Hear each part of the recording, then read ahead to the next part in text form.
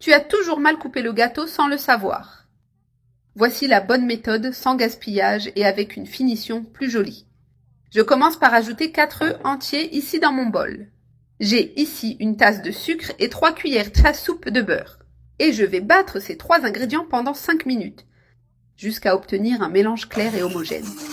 Ici, j'ai 3 tasses de farine de blé tamisée.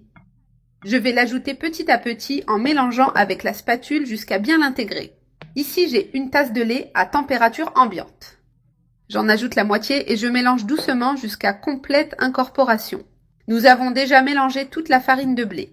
Le lait bien incorporé, j'ajoute maintenant une cuillère à soupe de levure chimique et une cuillère à café d'extrait de vanille, qui est facultatif mais apporte une saveur spéciale. J'ai bien tout mélangé jusqu'à obtenir une pâte homogène. Je transfère maintenant la pâte dans un moule beurré et fariné. Et je mets au four préchauffé à 180 degrés Celsius pendant 35 minutes. Pour la garniture, je vais utiliser 2 boîtes de lait concentré sucré. Chaque boîte contient 395 grammes. J'ajoute 4 cuillères à soupe de cacao en poudre. J'utilise du cacao à 50%. Après avoir mélangé le cacao, j'ajoute 2 boîtes de crème liquide. En tout, cela fait 400 grammes.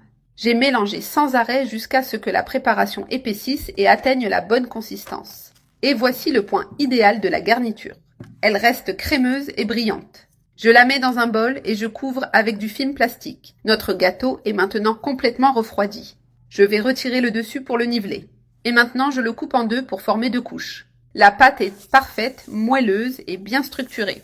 Je vais utiliser un sac plastique propre. Et maintenant, je prends la première couche du gâteau.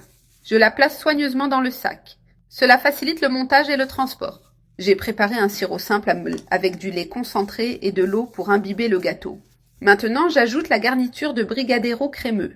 Je la répartis bien sur toute la surface. Ensuite, je place la deuxième couche du gâteau dessus. Et j'imbibe à nouveau avec le sirop pour qu'il soit bien moelleux. N'aie pas peur d'en mettre assez. Je couvre le tout avec du plastique. Et je mets au réfrigérateur pendant au moins 6 heures avant de décorer. Pour le glaçage, j'ajoute 15 ml de chantilly. Je commence à battre à basse vitesse.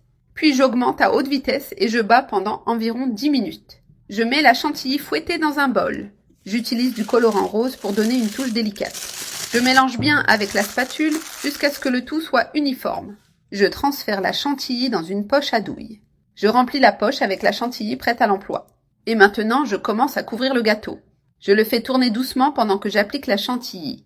Même sans plateau tournant, c'est possible avec de la patience. J'en applique aussi sur les côtés du gâteau. Ensuite, je passe à la partie supérieure, en recouvrant bien. Ainsi, on assure une couverture complète. Ensuite, j'utilise une spatule, je lisse bien le dessus. Je retire l'excès de chantilly. Je lisse aussi les côtés pour égaliser. Maintenant, j'utilise une spatule lisse. Je la passe tout autour du gâteau pour lisser. Après avoir utilisé la spatule lisse, j'utilise maintenant une spatule à motif. Je la passe délicatement sur les bords. Avec cette spatule, je fais une spirale sur le dessus. Il suffit de poser la spatule et de faire tourner la base. Voilà, une couverture avec une finition élégante. J'ajoute un peu de paillettes comestibles pour donner de la brillance. Je les applique sur le gâteau avec soin. J'ajoute aussi quelques perles comestibles dessus. Maintenant, je vous montre comment je coupe le gâteau. J'utilise un grand couteau et je coupe en 2. Je fais des coupes droites pour garder la forme. Ensuite, je coupe les extrémités pour faire des portions. Je répète la coupe de l'autre côté. Je divise aussi cette partie en 2. Et je coupe les extrémités pour former des parts égales. Le gâteau peut maintenant être servi en tranches. Il est vraiment spectaculaire. Regardez comme il est réussi.